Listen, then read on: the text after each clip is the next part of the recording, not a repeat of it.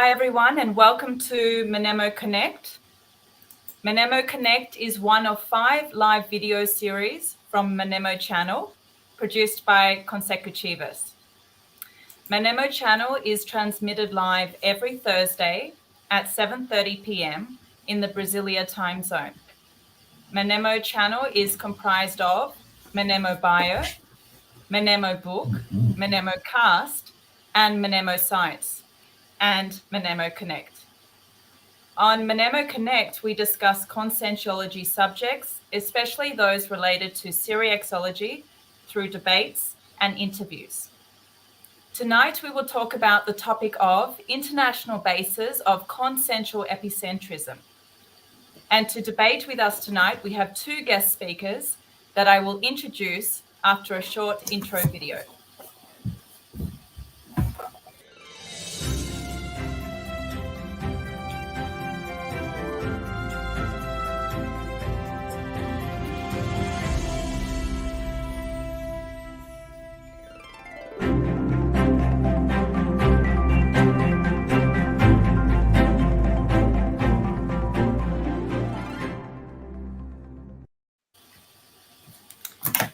So our first guest is Leonardo Firmato, who is Brazilian.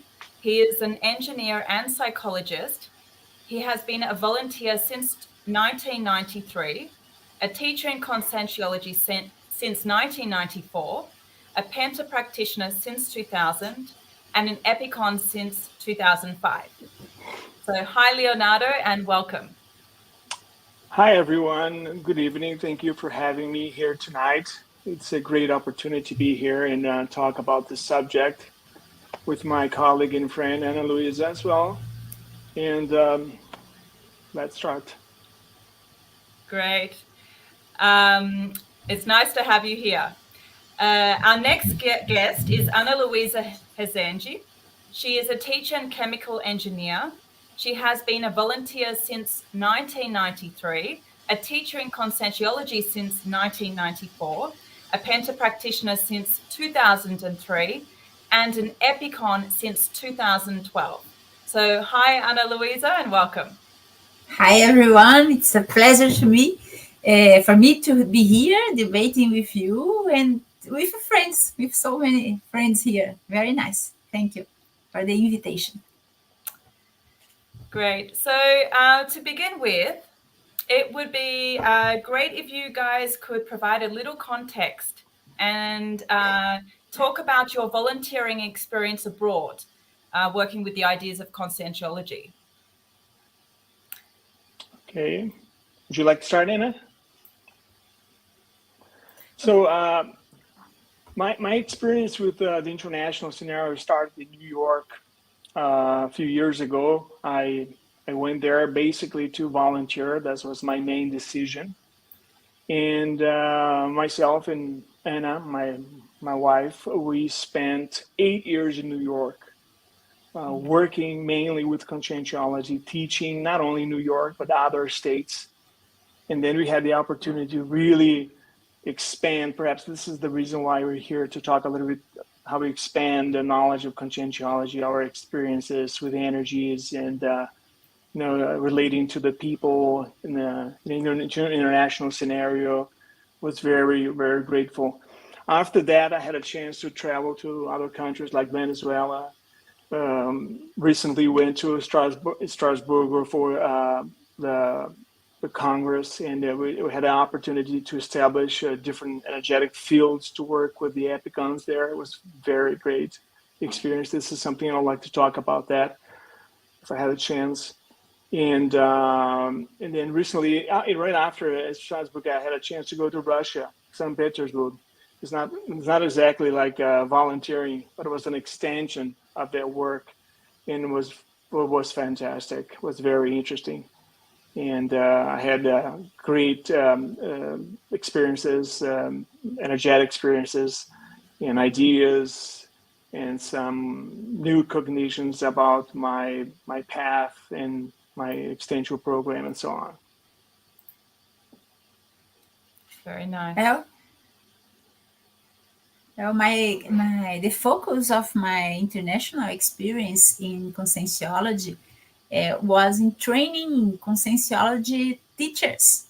I almost 2 decades ago, I was working very hard at IIPC, International Institute of Projectiology and Conscientiology, training many people, teachers in Brazil, Argentina, Spain, US, with Leonardo and Ana Paula. And so my experience is in parapedagogical process, more than coordinating some basis of conscientiology or something like that. Very nice. Great. So, so what would you say perhaps some of the difficulties or challenges that the epicon faces to develop interassistential leadership in different cultures? Understanding that you've had some experiences interacting in different cultures. Yeah. Even like in the teaching process or living abroad, or how could you answer this question? I think that one of the biggest difficulties is to stimulate people to think outside the box in terms of consciential paradigm. The Holocene of many countries is very connected with some culture, some historical experience that are many times in opposite direction from the ideas of conscientiology. So the challenge is to stimulate people to think outside the atmosphere of ideas, sentiments, and energies, the Holocene, that many times make the form of thinking more a small form of thinking without the parapsychism and so on. And you also ask about the difficulties of the epicenter as well, right? Mostly too. Okay, to establish the leadership epicentrism in places like that. Okay. It is very important. It actually depends on where you are. For instance, the United States, like an Anglo-Saxon country, so they're very concerned about techniques and they want to approach a subject directly. They really want some results right away. They're not very much interested in a philosophical approach, for instance, of conscientiology. That as we teach conscientiology, this is we approach it later about cosmoethics and concepts, more like philosophical concepts. And they're very technical, very pragmatic, and so on. And it's very important to allow them and to teach in a way they, as Anna was saying, and think about outside the box, and to learn the paradigm. And not only that, but also to actually incorporate conscientiology in their daily lives. This is the greatest of all challenges, because sometimes people think about conscientiology within the classroom. They study a lot, they understand everything, and they work with energy. They can really progress. But when you go to their daily lives, they completely change, as if they are changing a mask and they're putting on a different persona and so on. And the main idea is to incorporate, because you are immersed within the energy. You are connected with the helpers. You are connected to intrusion and so on. You perceive the energetic field as you walk around, as you go to work, as you go to your family and so on, and to really live conscientiology. Once the people in everywhere you go understand that, then you start to see a progress. That expands how they volunteer, that's expand how they perceive the life itself, and understand their culture, understand what they have to change. And then comes the growth crisis, the recycling. And that's this whole thing goes in phases, but it's essential for the person to really withhold with the ideas of conscientiology and live it. I think this difficulty that Leonardo is telling us, is one of the most difficult to have more volunteers abroad.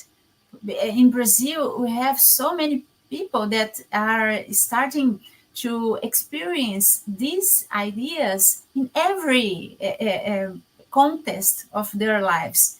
In abroad, it's not so common. Sometimes because the country is too small, there is a fewer people interested in these issues. But in another context is the difficult to experience these ideas everywhere. Exactly. So the number of volunteers is very few. The very few. Yes, fewer. it is.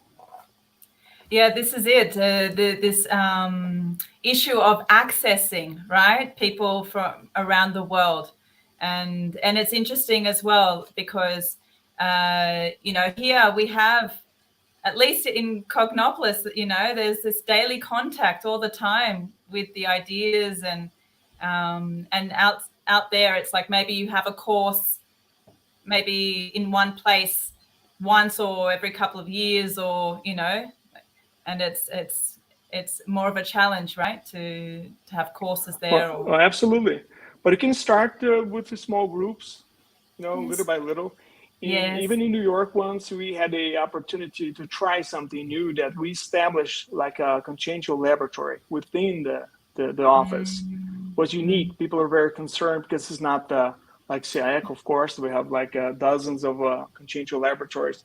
Yes. But we did this experience with success. And it really helped people to kind of experience projection, and because we established like use the energetic field of the classroom to work with the students on that regard. And it may sound like a crazy idea at the time, but it worked. It required a lot of organization, and we have to safeguard every corner of the experiment, the room itself, to make sure they have a healthy and safe experience. But you do it little by little and introduce the theme. And I know it's a lot of work. You have to put a lot of energy into it. You have to, but the most important aspect is you have to create the empathy. You have to understand the culture. You have to really talk and look at the eyes and understand the person. It requires a level of flexibility, adaptability, and of ourselves to really understand. And not only be outside and teach conscientiology, we have to be immersive in the culture. It's very important. We have to live there. We have to be part of the society in a way. Of course, you're not going to, compromise the existential program, experience everything there's around. Of course not. But you can live with the people and understand the people and connect to the people. This is very important. That level of connection, each country is different, allows you to really go into their minds, let's put it into their consciousness and make a difference. Although it's okay in campus CIX, much easier and so on, but you find a way to connect with people. What does matter here is connection. You can connect to people anywhere, everywhere. It's very important to think about that. To not think only about the buildings, about the campus and so on. Sometimes it's one-on-one. You put all your effort. That's why it is so interesting and good to have an experience abroad, because you are on your own, all right? So you don't have all that staff, people around you. You have to do it yourself. And you have to, how many times I would say, what course I'm going to teach this weekend, because not only we need the money to pay the bills and pay the rent and everything, but we have to have people, and that's the reason why I'm here. Sometimes it comes 1, 2, 3 people, right? Sometimes you have 1, 2, and they sleep in a class, right? And to teach, and then people say, and Luiza will go there and say, teach, because you're not teaching only for them. That's the physical dimension around us. You're going to say something, Anna? Yes, that I could observe a very little part of the work done by Leonardo and Ana Paula in the US. And one remarkable thing that I could observe is that the way of teaching conscientiology, of doing research, was the same at the way is the method, the teaching, yes, the way that they teach, right? That's the same way. So the people recovery comes, the lucidity and the people do here. In And Brazil, many yeah. people sometimes use the different culture in order to justify the cooling down of the Exactly. ideas of Exactly. conscientiality. It's not necessary. It's very important that experience After for all, me. we are all human beings, and they have the same needs, right? So you don't need to create like a new approaches to as an excuse, as you're saying, Yes. right? Because this is interesting because one of the ways to see how we are operating and the level we are operating, how we are connected to the astrophysical helpers, and the way we teach, as Anna was saying, sometimes we don't talk about it, but we act. It seems to be connected, and we are connected, but we express ourselves and teach and use a specific method and technique that's very similar. Of course, we all train, back in Brazil, but it's a natural thing that comes, and it's great, and you see the results. Yes. See the results. And volunteers there Exactly. at that time. Yes. Great. So yeah, that's it. At the end of the day, we're all consciousnesses, right? Like, and we Absolutely. have our innate ideas that go beyond the culture itself. So Exactly. yeah. Okay, so what would you say are the biggest international challenges in the community, the international cosmoethical conscientiological community, or ICCC, regarding the current context of Rio Bex? I don't know if you guys have some ideas related to this, if you could share with us. For me, one of them is to sustain the theories, research of conscientiology without cooling down with the weapons, Exactly. and to maintain our conscientiality aware in the middle of the chaos in Hellbeck's contests. In order to achieve people who did an intensive course to facilitate their recovery of comms, it's very difficult. I think it's a big challenge. Absolutely. I quite agree with you. And when you talk about like challenges for the ICC, and I think it's a rather solid base of knowledge of conscientiology within our community. This is very much what you're saying. I would say a level of experience and maturity of the ideas of conscientiology that may function as a buffer from fads and fallacies. And why I'm saying fads and fallacies, because there's a lot of new ideas sometimes when you go outside, abroad, and people tend to say, wow, here we do differently. Here people are more open. They do this and that. But I would say a lot of times, most of the times the ideas are old, but in a different wrap. Okay. So it's very important in a way of being open to experience those ideas abroad, but be very solid and grounded on the ideas and foundation of conscientiology so we can exercise our exchange of scientific facts and so on. Is that clear? Because if we don't have that foundation here, if we don't have a level, I don't say they have to be homogeneous, but you can be heterogeneous, but we have to have the knowledge, and the knowledge has to be sustainable. Then we can have a lot of activities back and forth in international scenario, because the tendency sometimes is to go abroad and say, well, here is much better. People are more open. They relate easily with science. And here in conscientiology, we're more close to science, not necessarily. So I think this is very important to have like a solid foundation here for the knowledge. And this is shown through the experiences of every individual that are here. When I say here in Brazil, I mean everywhere in Brazil, whether you have a consciential-centric institution in CIEC or Rio de Janeiro, São Paulo, and so on, to sustain that. Because otherwise people just, they fly like butterflies,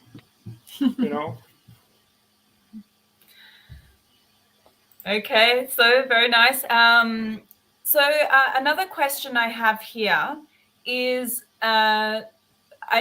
you guys spoke about the how can I say, the ideas of conscientiology. We shouldn't change the ideas regardless of the culture that we're in. You know, that they shouldn't be diluted.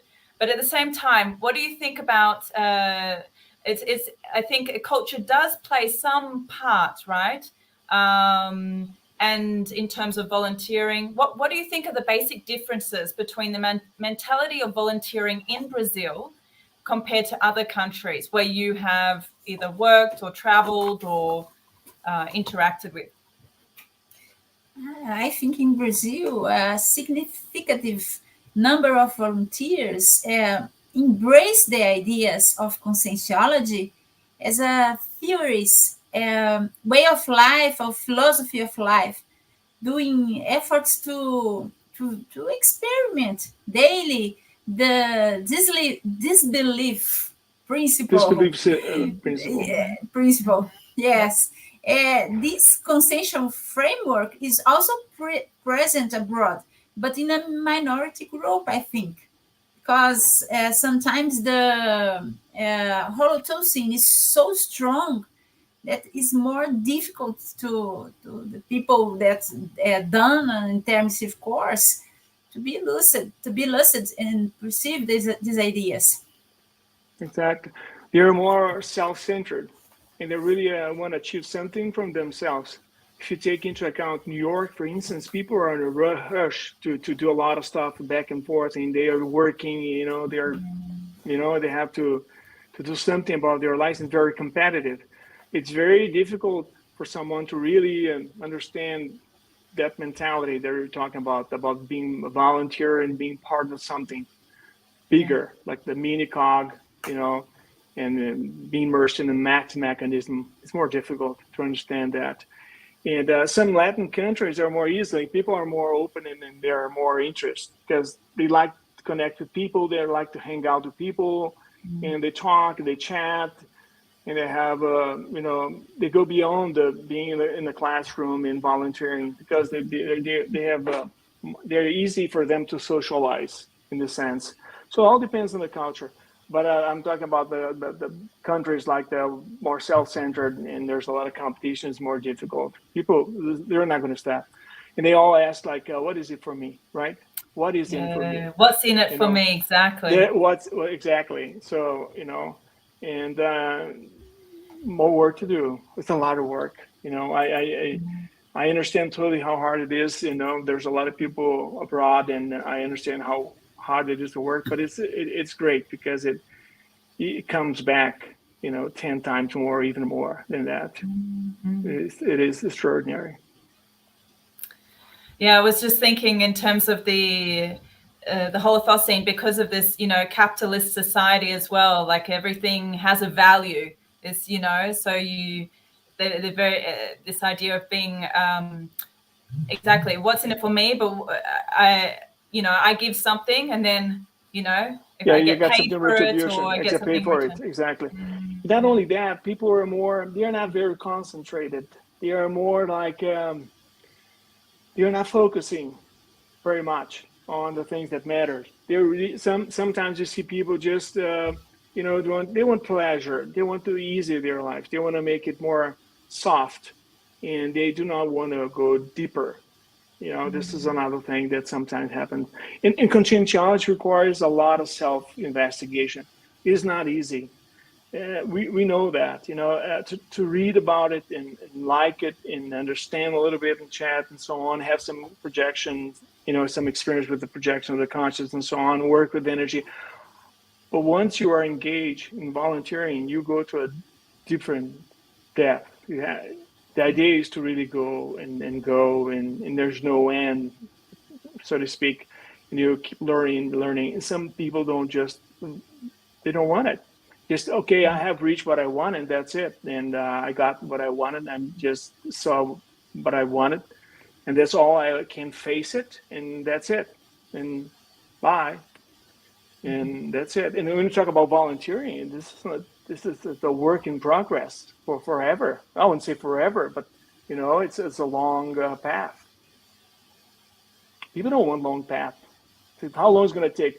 1,000 years? Oh no, I don't want it. I want it for something for like few weeks, a month, or even a year, No. but Yeah, thousand yeah. years, exactly. I want to do it now. You can speed up things because of the level of knowledge we have, that Dr. Vieira systemized the conscientiology in a way that gives a lot of information to us, and we can actually,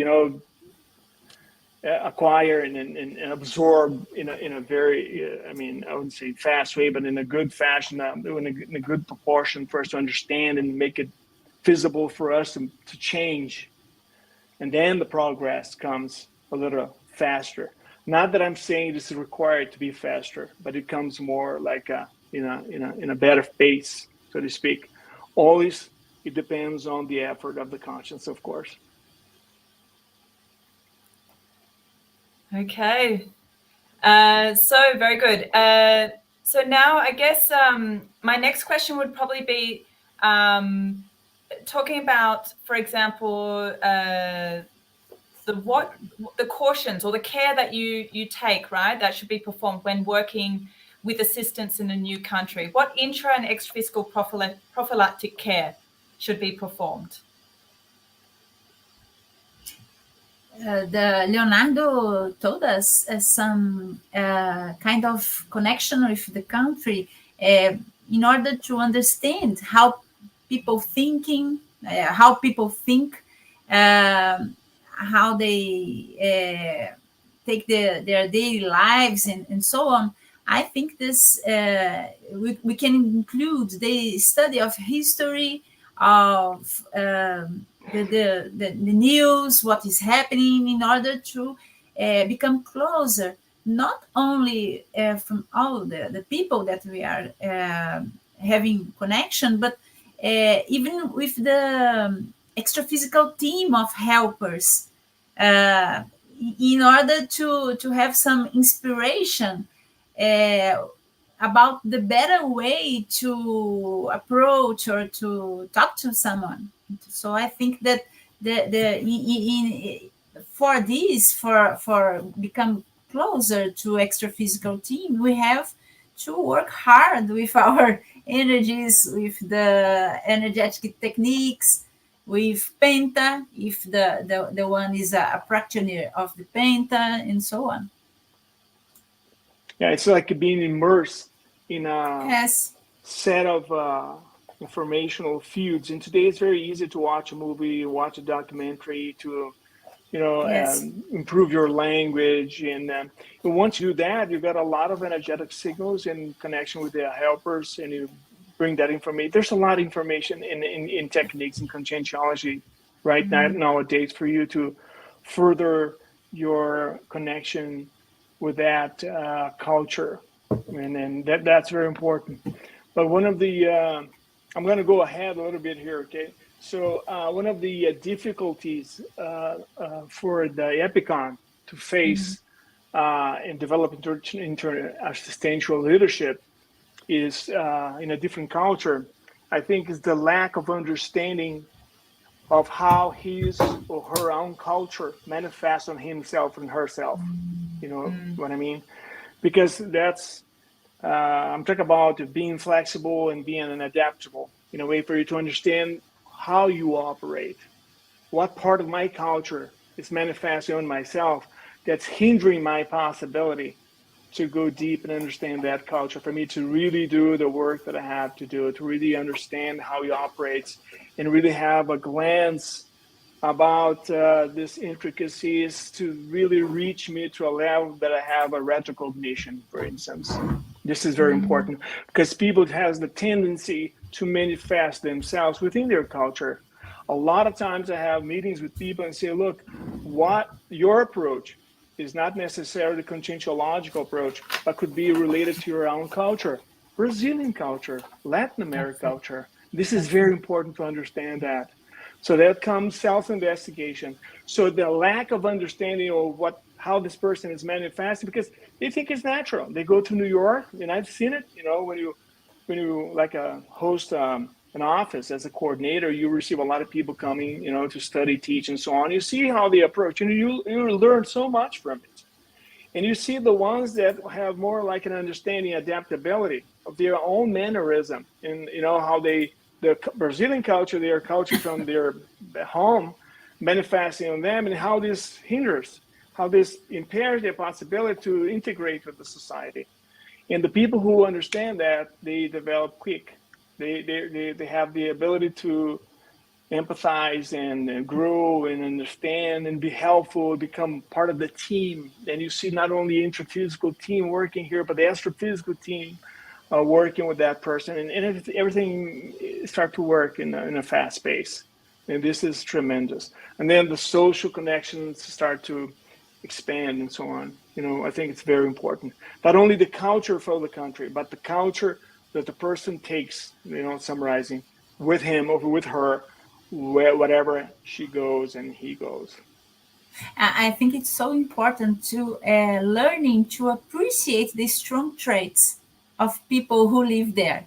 In a realistic way, without idealizing something, but to valorate the strong traits of people. Absolutely. In order to have more connection. Absolutely strong traits. Some countries, they are very rational. Yes. Right? You have an easygoing, easy way of approach it and relax. And tomorrow, maybe, I'm just giving an example. And sometimes they're very strict and it seems rigid. But it's a strong trait. You know why? Because they're on time. Yes. They're on time, and it's a great organized. It's organized and everything. But sometimes they understand that, okay, you're being too rigid, but it's a strong trait that can be used for something good. Yeah. To recognize that and understand and incorporate it in yourself. So the whole process is very dynamic, I would say, to really be operational and work. Absolutely.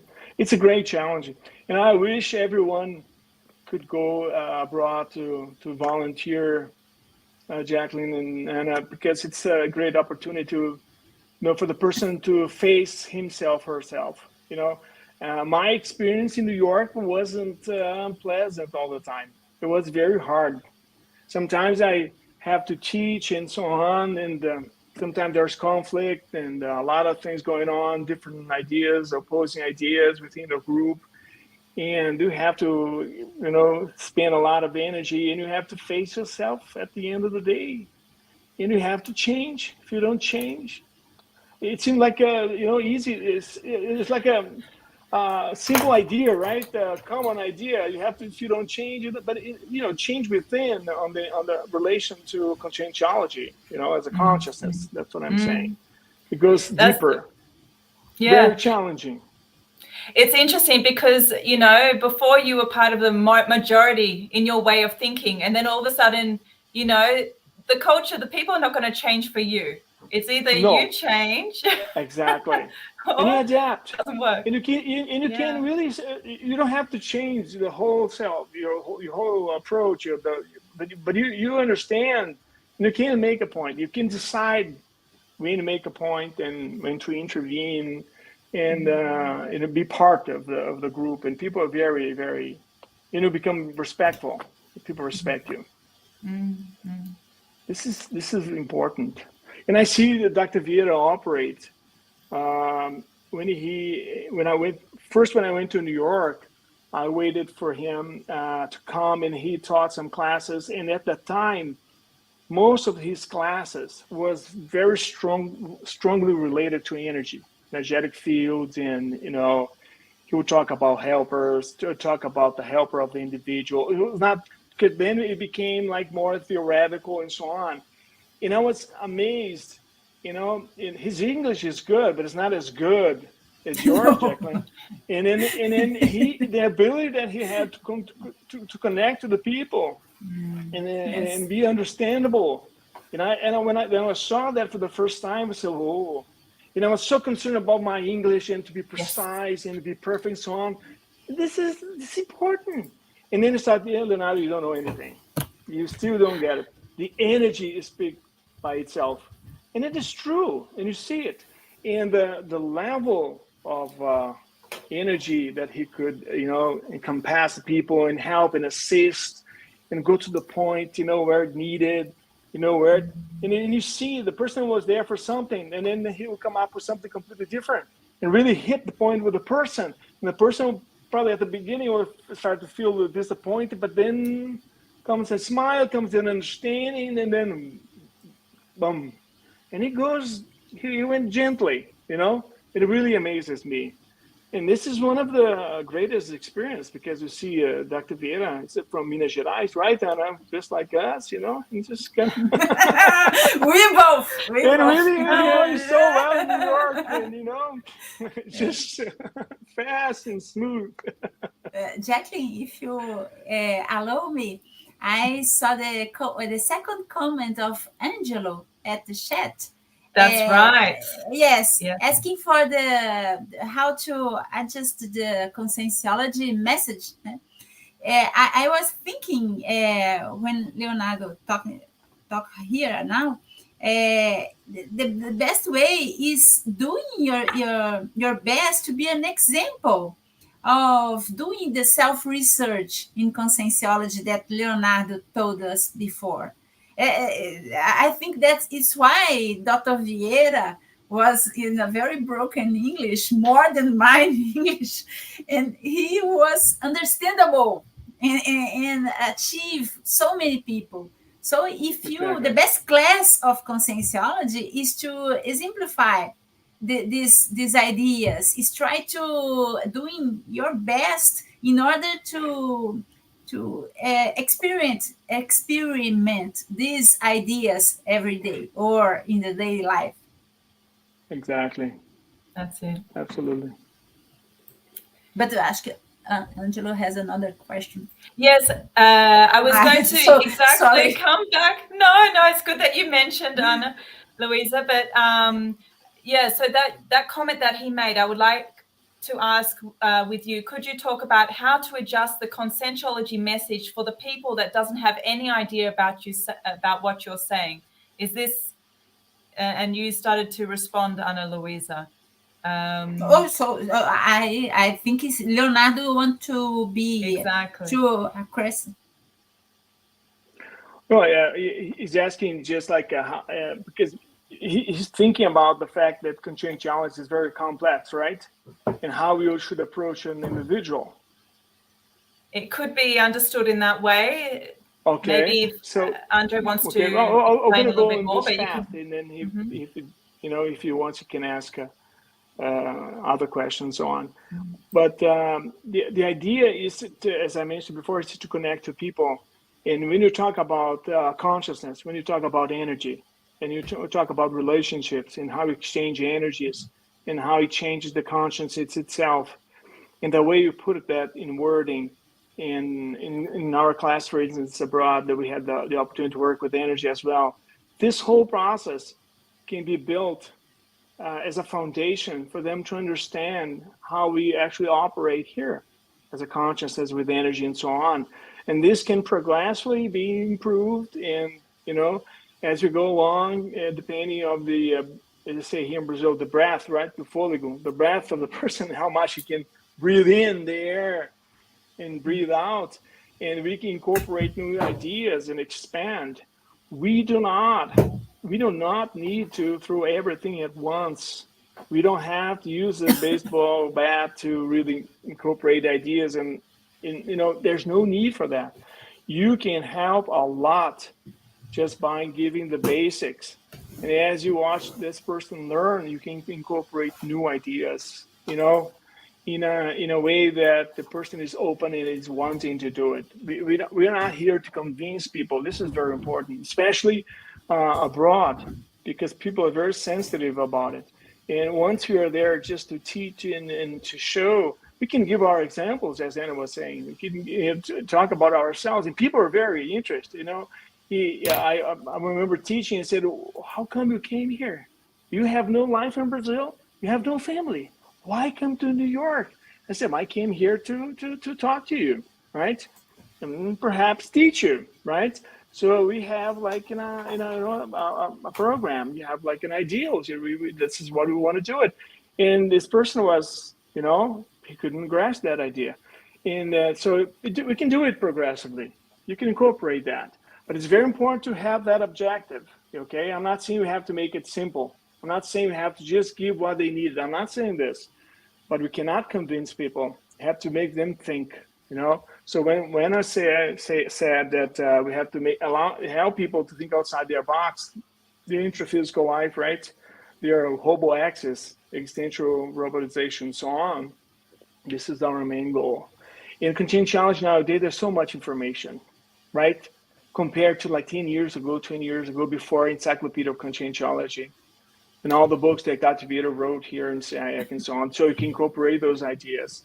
Now, the better the teacher is prepared for that, the better he is to incorporate those ideas. It's very important. Great. So I don't know, Ana Luiza, did you want to compliment a bit, or it's okay with what you said before? Great. So yeah, and that's the thing. One of the ideas is not to think that the people outside of Brazil are less able to understand the ideas, right? To simplify it for them, it's kind of offending them a little bit to think that their intellect, their ability to understand and reflect and go deeper is not at the same level. But it's interesting, to reflect on that. But I guess just going back to another comment that Andre Angelo said, related to the question about the culture, the mentality, right? I think he was referring to when, Leonardo, you were talking about the US culture. And he says here at USA, where we have a culture of show me the money. And a friend already asked me that when I told him about his experience, about out-of-body experience. So how could you respond to him about that? Well, yeah, you go outside the physical body for many reasons, right? The main reason here is to understand that you're not only this physical body. So to understand more about yourself and how this machine operates, you would give a great plan for him to perform and manifest in this physical dimension. And today, actually, I was talking to, as you mentioned, I'm a psychologist, and I have like a patient in Canada. I was talking exactly about this. She was just, having a lot of difficulties with energy and so on that goes a little bit beyond my area of, expertise in psychology. But once you talk about energy, you talk about exactly what we talk here in conscientiology. And the idea of her understanding it and knowing that it exists itself gave her the potential to relate more easily with the ache and the discomfort that she was feeling due to the lack of understanding of energy and so on. So by knowing about the energy, she would become better and understand the dynamics and so on. So it's very practical. Understand the machine, you understand you better, you can manifest yourself much better. You can use, and I was thinking about that, and it probably can help. There's a lot of different techniques that you can use, examples, right?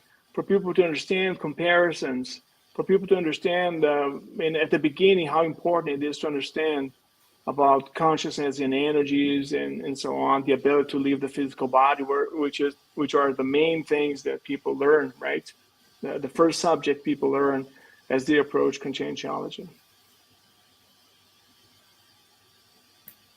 Okay, great.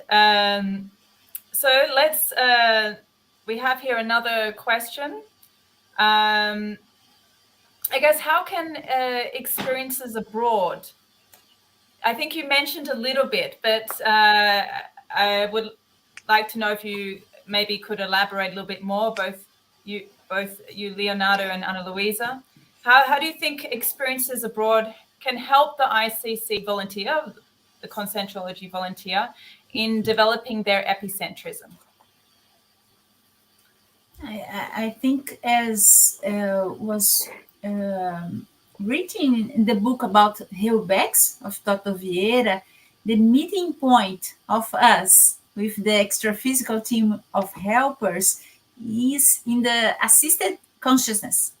So in order to develop the epicentrism condition, it's essential to keep ourselves intimately and parapsychically available to work with these helps, available to work in a parapsychic way of doing our lives and so on. I think it's a key point. Yeah. It makes me think about the time that we spend in New York walking around and buying books with Dr. Vieira. Yes. Because this is one of his favorite things that he just, first thing in the morning, 7 o'clock, 8 o'clock in the morning, he just goes and go to the bookstores and buy books. But not only that, he will go and walk on the street and become available, as Ana Luiza was saying about the helpers and the connections and the thing that's going to happen. It's like a kid in a park, literally, because he is so eager. In people that are listening perhaps would recognize this, and the availability for the helpers to act upon him and for him to understand. And it is very rich, very rich. I mean, when you were abroad, you experience that very intensively. When I came back to Brazil for to live here and move here to Brazil, and I was talking to Dr. Vieira, so look, I don't perceive the helpers as I did in New York, because when you are abroad, you are by yourself within your small team, and it is very tangible, the helpers, and there's a lot of room for you to work, and a lot of room for you to recycle your those scenes, connecting with the helpers.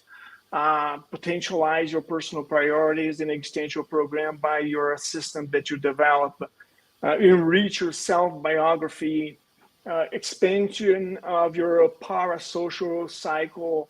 So there's a lot of things you can do, and it is really interesting. And it takes you out of the comfort zone in a way.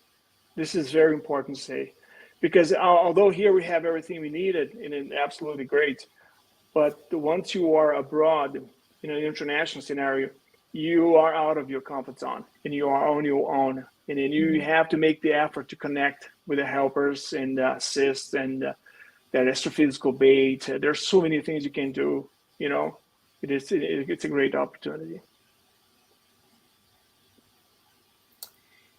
And connected with that, I guess there's this aspect of self-sufficiency, right?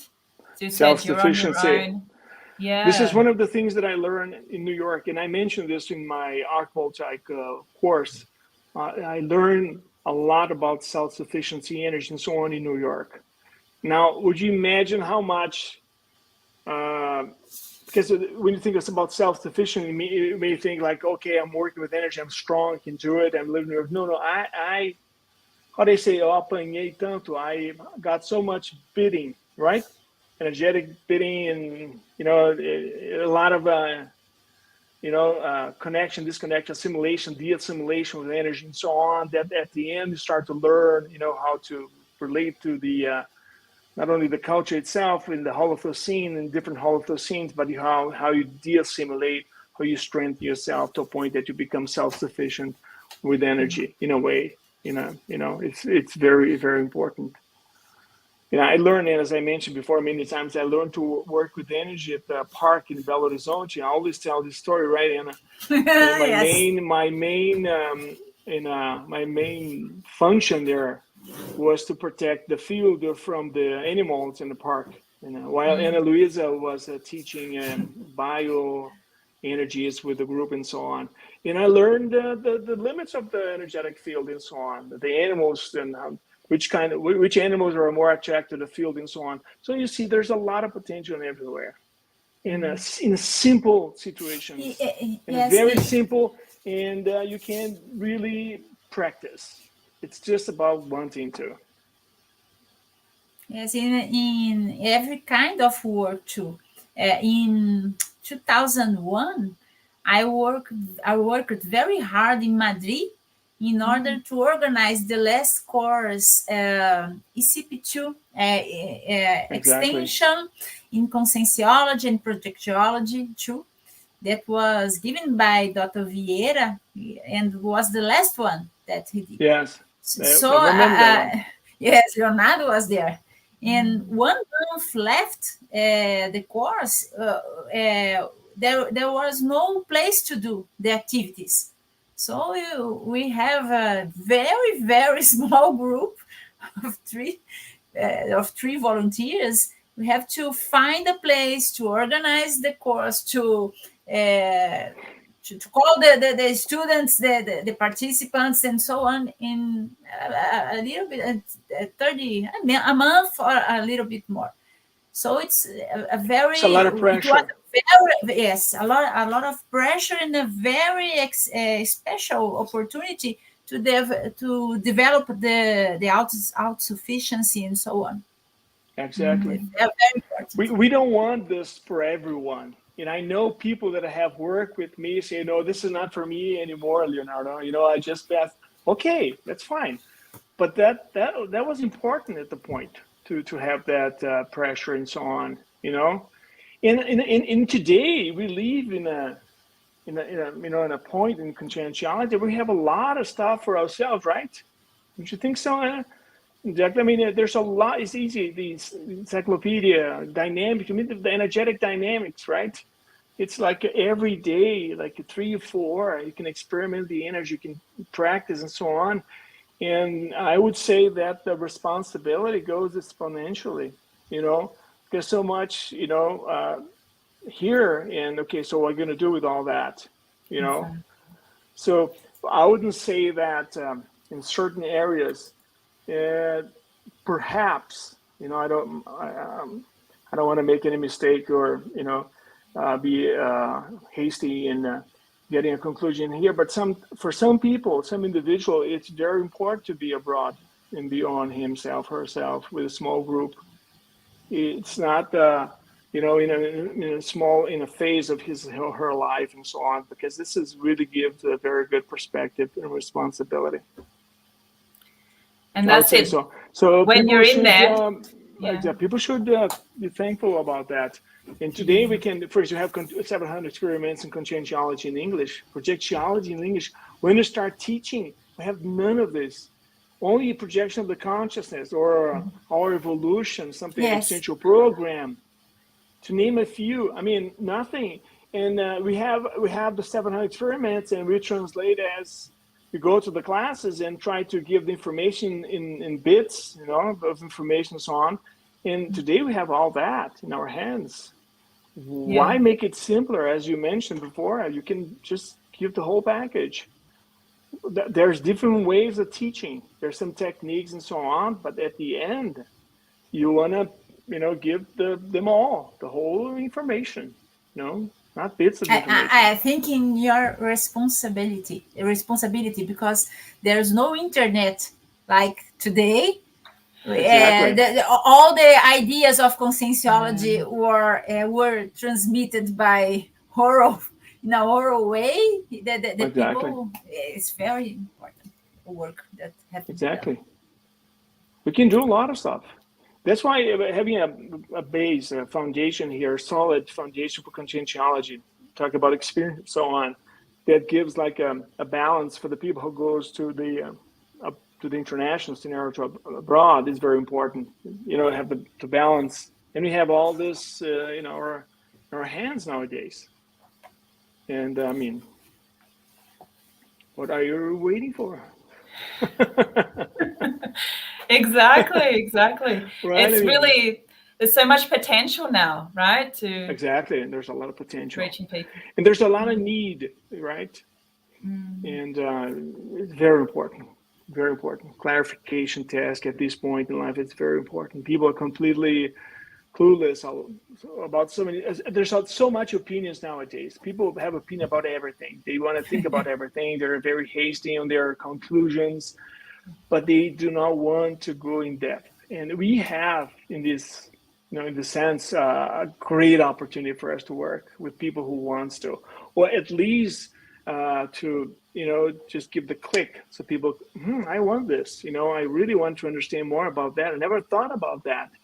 And this is very interesting. It's good. It makes you feel engaged with the clarification task, with volunteering, teaching, and so on, to a point that you become an epicenter. If you're good at it, if you take it seriously, right, Anna? I mean, if you really engage on that, you want to do it, make a difference. Yes. And you become, a natural leader within a group of people and so on, and you see the advancement, and the helper is placing a lot of energy on you, and you make a lot of effort. The epicentrism is a natural way. Yes, I mean, you're a spokesman, right? Yes, a spokesman. Yes, exactly. yes. Some of these days in a debate online, debate of conscientiology, a woman asked me. She lives outside Brazil, and asked me about here it's very difficult to do this work of conscientiology. You from Brazil have to come to here and other countries in order to assist, to give classes and so on. And here is very difficult because we work, we have a very a life with many things, a very tribulate life and so on. Tasty life. So I said, as the same way that we have in Brazil, and we are also volunteers. It's the same thing. We are not retired people or something like that. So it's the same condition. Here, but the problem is they do not incorporate conscientiality into their lives. Yes, this is something we were discussing before. Yes. They think they're separate. Those ideas. I'm going to work with energy. I'm going to be function as an astrophysical bait and so on. But now I'm going to stop everything because I'm going to cook, or I'm going to prepare, supper for my family, or I'm going to go work, and I'm going to take a subway. And I cannot think about astrophysical bait. Think about that. Go to the subway and not think about being astrophysical bait and working with the hollow fishing, working with energy and so on. And I understand it requires a lot of attention, concentration, effort. But can you see any way around this? I mean, I don't think so. And in Strasbourg, when you have the energetic fields there, at the end we have 3 energetic fields with the whole group. Remember. And then, but before that, we work with small groups of epicons to work with some arc voltaic techniques and so on. And some people got really interested, and they want to have that idea and technique, and they want it right away. And they want to see only the mannerism, placing your hands, the way you approach, and so on, and not the philosophy behind. Because when you're energizing someone, it's not only a technique of exercisation of energy, it has the whole foundation of conscientiality behind. Why? Because of the approach, how you approach that individual, how you connect that individual and establish an energetic field, and how your energetic field is established by your ideas and cosmoethics and so on. And she couldn't understand that, but you can explain that. She went, okay, I can do the arc voltaic. No, the approach, it takes, we know it takes a tremendous amount of effort and understanding. So that 10 minutes or 5 minutes that you exercise energy, it's actually a result of the principles and the approach of conscientiality right there. There is a huge it's important to understand it's a huge... Because a huge intellectual background. Exactly. Yes. So the individual itself, the approach, the helpers, how they think, the energetic field, everything, and the result we get from it. And so right here, we have the opportunity to use a technique and use it to explain how conscientiology, operates. And what is conscientiology? It's not only a set of techniques. Technique for you to leave the physical body, techniques to work with energy and so on. It isn't. There's some aspect of conscientiology that can really transform the way you approach things in life. And this itself is very practical. This is pure pragmatism. We are more practical than most of the groups in a way. Think about it. That's it. This is not really esoteric, This is not esoteric. This is science. Very good. So on that note, we're going to have a little bit of a divulgation. We've got 2 things that we're going to talk about now. The first is the campus, the new Consecutivus campus campaign that will be starting, that's already started, and we're going to show a short video about it.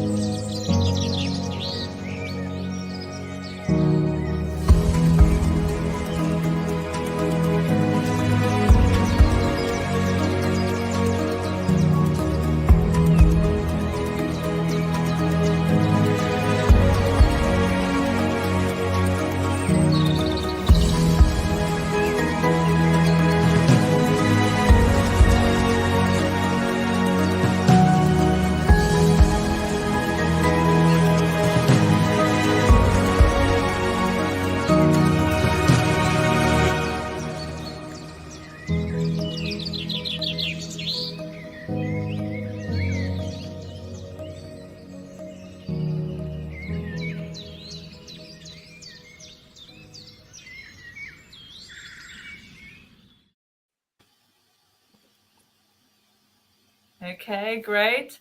And also we have one other course that's going to be occurring soon, an energetic field course. So we have a flyer, if we could show the flyer about this field course. Okay, so the intermissive retrocognition field course, which is going to be happening on the 18th to the 21st of August.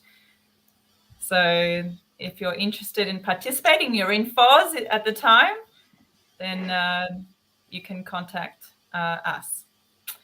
Okay, so very good. So let's continue this very interesting discussion, right, about the international basis of consciential epicentrism.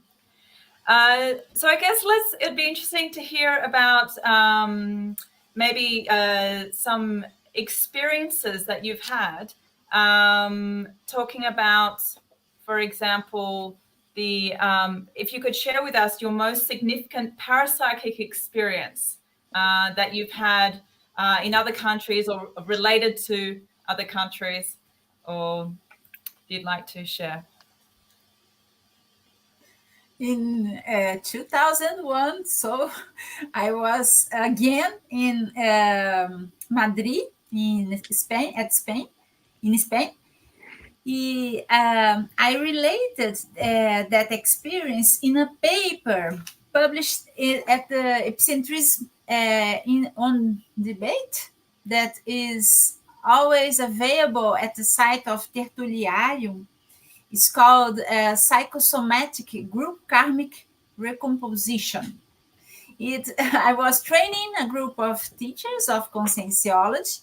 It was at the very beginning of the experience, and one of them suddenly started to say in a very he was very angry and started to in an angry way to fight with myself speaking about the esoteric approach of this kind of issue of conscientiological issues about the extra-physical condition and so on. Suddenly he started to be very angry, and many occurrences involving energies was happening at the same time. The blackboard fall down and the chairs fall too, and then I had the opportunity to do to clarify some things about the actual way of thinking of myself in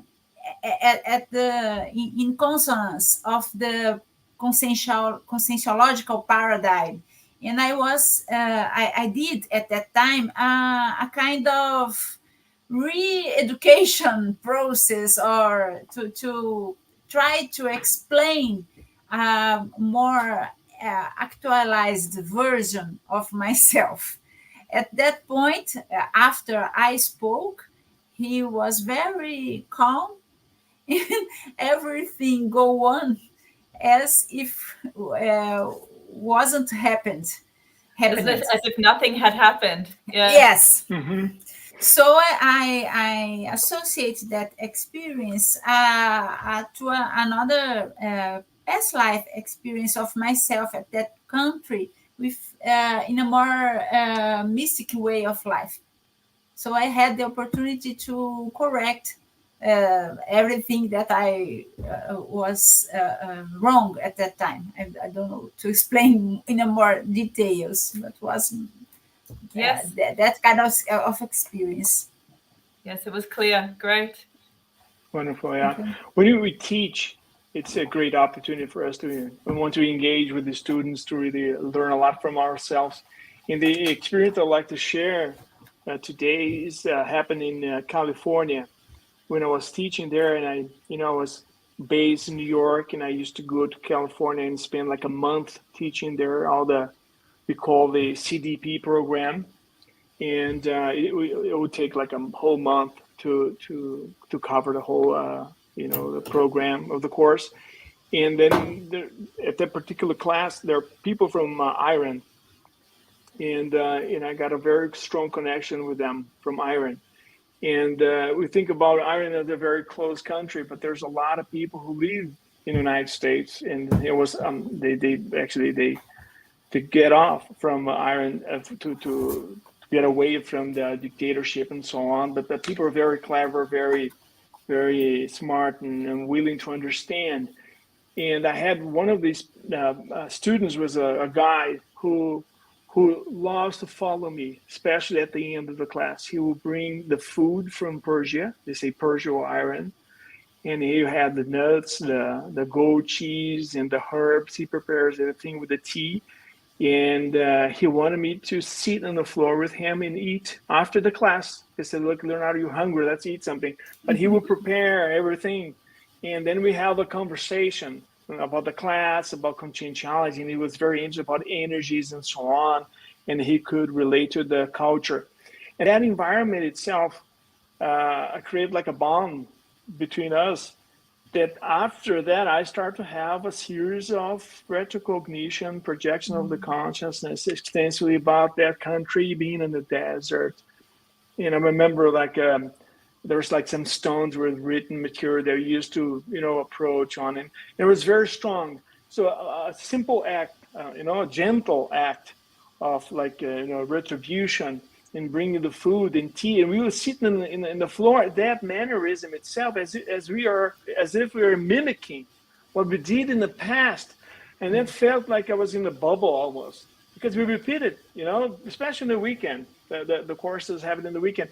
But when we have like 3 days in a row and then we experiment that, it creates a very strong connection and feel to have the retrocognition. And the retrocognition was very strong and emotional too. Very strong emotionally speaking, because of the one-on-one connection, the family and so on in Persia, in the middle of the desert. And I had never imagined something like that. So teaching, right? And as we were saying, gives it's as if you're looking in a mirror, right? My idea was I was looking in a mirror in a different ground. Yeah. And it was a very, very good, very, very good experience. Interesting, because you were in New York in a different culture to your own. And then you had a experience of another culture in your past. Culture. Yeah. Exactly. And this is one of the great thing about being abroad. Don't think that you're going to the United States and connect with the Americans. You're gonna, especially if you're in New York or California, even Miami and so on, you connect with people from all over the world. We have people from all over the world. And this, it makes it very rich experience. And especially with globalization, people traveling and so on, war, people moving from one country to another, you have the chance to meet people that you have never imagined. Yes. And it is Well, never at that time I would think about sitting with someone from Iran and having, and it's a delicious cheese, and the bread, it's called the naan bread with, and then the seeds and the nuts are special from, I don't know, it's like organic. I don't think there's such a thing as organic at that time, but everything resonates so strong with our past. when I In was California. when I was at New York with Leonardo and Ana Paula, I experienced a series of synchronicities about Yes. Scotland. I have a surname that I don't use, but it's a surname of a clan. A clan? Yes, Clan, a no? clan. Uh-huh. Yes. Yes, it's a real clan of Scotland. So when I was there in New York, it is not Scotland, and so, but it's a very universalistic Holotocene in New Mm-hmm. York. So I was walking with Ana Paula, and we started to find an orchestra of false, the instrument, Yeah, the the instrument, pipes. Flute. The the pipes. I was at a bookstore with many books that literally fall down on my hands, and so on. Many. And I had some kinds of retrocognitions after that experience. So it's not necessary in all the times to really go to the country to remember your past experience there. Sometimes the holotocene, it's very suitable to in order to have these experiences. Exactly. I remember in New York, we're going to the museum, and then going to the exhibit of Egypt, and that creates a very strong connection with us and so on. So it depends on your mindset. If you Yes. go abroad and say, "Oh, I'm not interested in anything here, and I just want to teach conscientiology. Conscientiality is the most important thing there is. I don't want to see any museums. I want to connect people. I'm here just for the, to work, and I'm very focused and very objective and so on, and nothing else interests me." That's not the way it is. That's what I haven't learned from Dr. Vito. Quite the opposite. Yes. I saw him in mingling, and connecting, and taking an opportunity in every corner. I never seen a person taking an opportunity. So, I was just so eager to see things and going on and what's going to happen now. That's going to be like a phenomenon, And I wouldn't dare to say, "Oh, hey, Dr. Vito, you're a little anxious. Calm down, things will happen." As planned, but he wasn't anxious. He was just connected. It's different. Connected, eager, interest, the mindset. He's taking the opportunity. You think about why this person would spend time in where he can write books and connect with the helpers and have great ideas, and visit astrophysical communities. You name it. But he's still here in the floor of Manhattan with his feet on the ground, walking around. What would he benefit from this? And it's like a lot of things going on, and there's a lot of experimentation and learning at the same time. This is the mindset. So we're talking in a way a lot about mindset, right? How you approach and do things and so on, and how you connect it. Of course, you have to see your intention, what motivates you, what's your priority abroad and so on. And but we be willing to learn as much as possible about the country and be connected with the right mindset. That's ideal. So the effort, it's more easily. It's that you don't have that effort. It's not that this, that you're obliged to do this. You're not, forcefully, to do this. This is very important. Yeah, I guess Like this level of openness and curiosity, Exactly. right? Yes. Exactly. That's very important. Opening curiosity. It's amazing. It's amazing how it opens through the astrophysical dimension. Because and you think about, okay, you can use a lot of techniques, as I mentioned before, but the right approach and the mindset can open so much. When I talk about openness, It's like to really understand and recognize all the restrictive judgments, right? All your expectations, to receive things as they are, to be receptive. So the mindset of being receptive itself, it opens for a lot of possibilities. Think about that. And you think people are receptive naturally? We are not receptive. You think we are receptive? I am not receptive all the time. Not quite. I'm always like, okay, what, right? Touching in, because we have a tendency to protect ourselves. But be receptive is a very good experience, especially abroad, because this new is different. Is a challenge.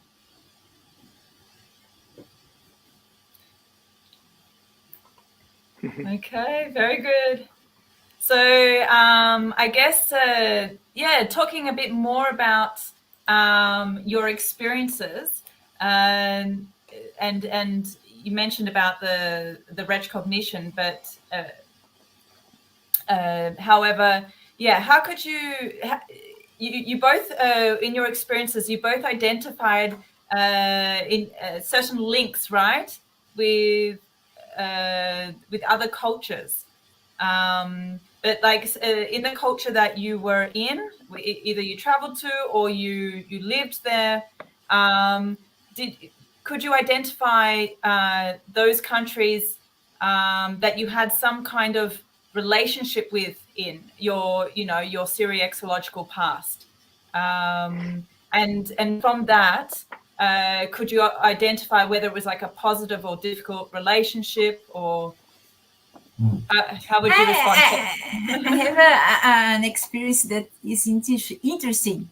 In this life, in this intraphysical life, I've never been in France in this life, okay, intraphysically. But I had many projections, including with colleagues of conscientiology, walking there and being there. Once in Brazil, I was giving a course called Extension in Projectiology and Conscientiology 1 before the ECP2 at IIPC, and I had a recognition not so good with many colleagues that was there. And so, and I don't like the country very much. I didn't like. But when I start to, it's interesting to cook, to do some jam, fruit jams. So I did a kind of recomposition with myself. So everything starts to be smooth, more light, more. I did a kind of reconciliation with the countries, and so on.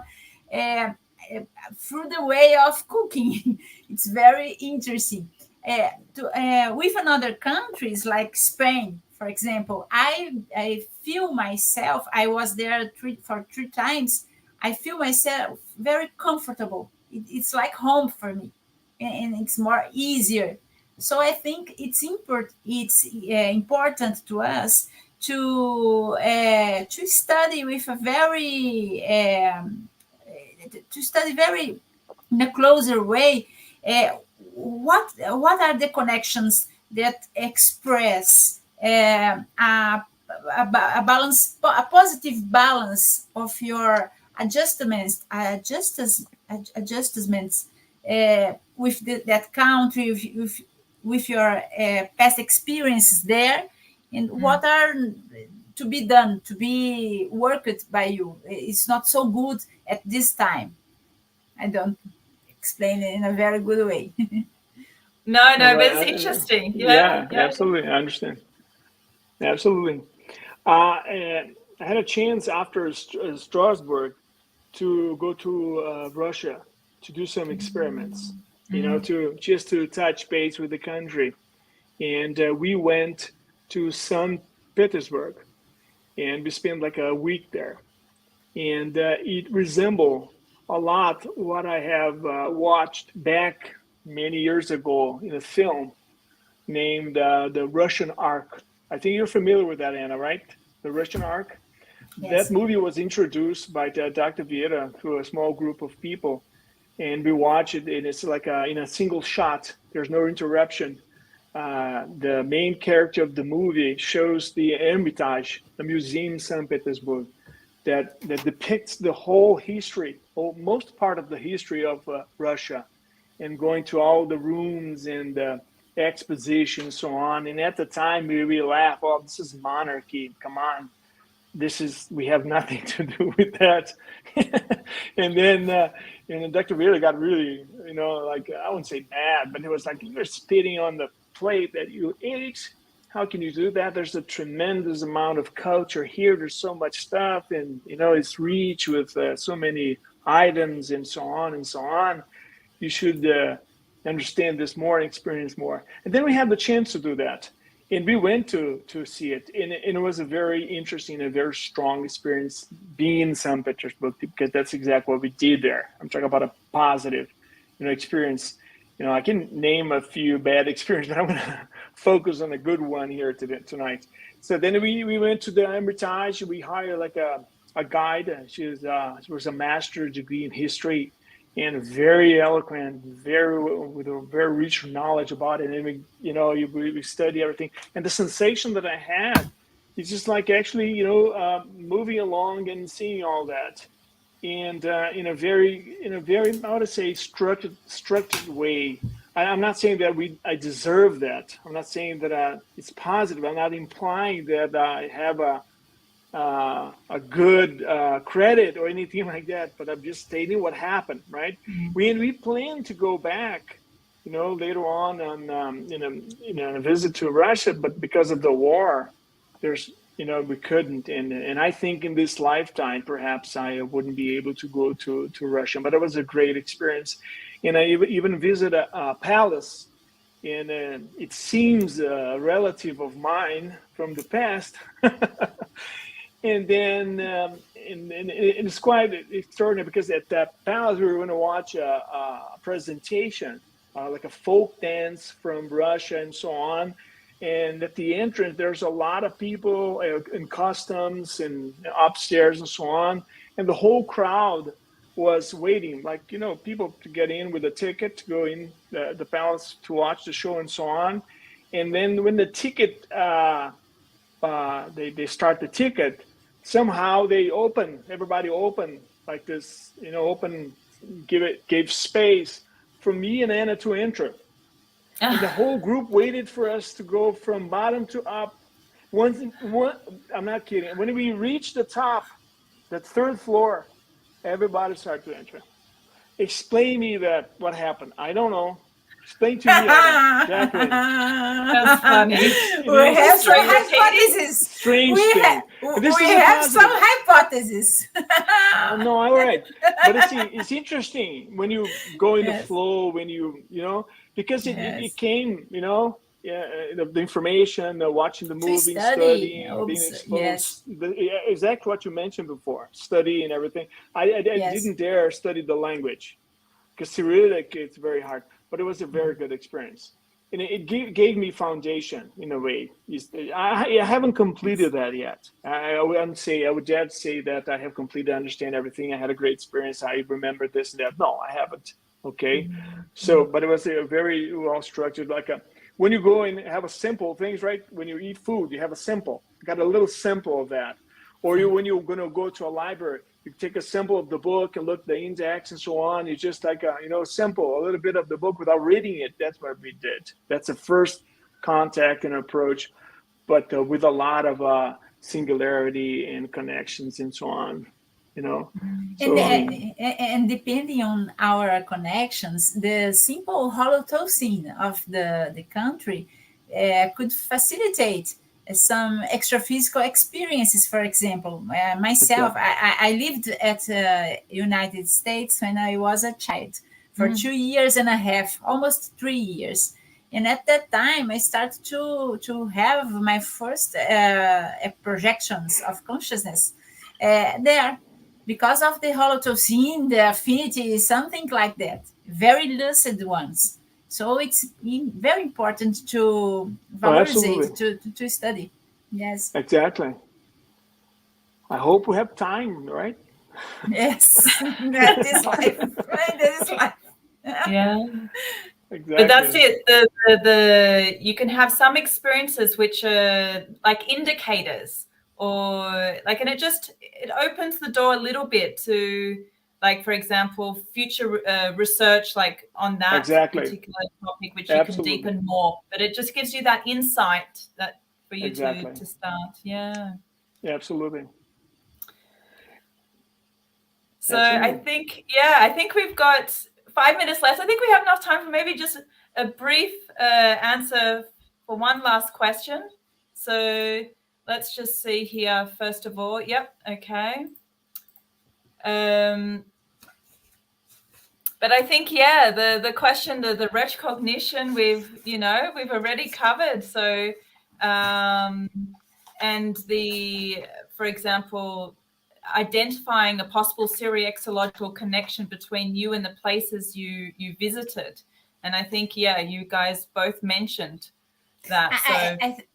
I think it's very important to observe some trait of us and the characteristic holocene of that country. For example, in my case, some aspects that I have developed, I think, in a hypothesis that were developed at Scotland. The group condition, for example, it's the same trait. Today is the trait of is concerned to work with the group of volunteers at conscientiology, for example, unit together to do a more a greater or a broader task or something like that, in a group way of doing. I act like in this way. I think that in the past lives, in a hypothesis, I was in the group of clan or something like that, in a less lucid way, with many wrong things and so on. But the trait is the same. That is to learn. I learned to concern with the group. Start to learn that, and I'm developing since then. I think like a cooperation, sense of community. Yes, exactly. Yes. That's kind of interesting so because strong there. Yes, exactly. But then you can emphasize that. I am just thinking here, and you tell me if you agree or not. But sometimes we don't have a sense of community so well developed here in Brazil, not so well developed as some other countries. And if you learn, from your retrocognition, you understand that, get a connection, and that emphasizes on you, it creates a contrast contrast that you can use as a strong trait. You can actually, bring people together to work as a team and so on. And cooperation in the sense of community is very important. This is something people can learn. Abroad. At the clan is not a strong trait in the clan in the past lives, but here with the development is very good, very nice, and it helps so much. Yeah, that's it. You change the values a little bit, right? Yes, the values get better. Yes, it's more open, more like a group karma, polykarma, not so much as within the same family only. And the McLeods and the McGillings and the McDonald's. Drummond is the drum. Drummond. Yes. Yes. I know what you're talking about. Yes, it's the drum. If you connect it to the United States, you have one foot in Scotland and London and England and so on and so on. Ireland. Right. That's it. It's all very connected, very close to each other. Yeah, that's it. The Commonwealth. Are you familiar with the Commonwealth? Yes. So, guys, we're near the end of our time. But is there any just like last comments you want to mention in terms of this topic, or leave for the people that are listening? If you would like to say something.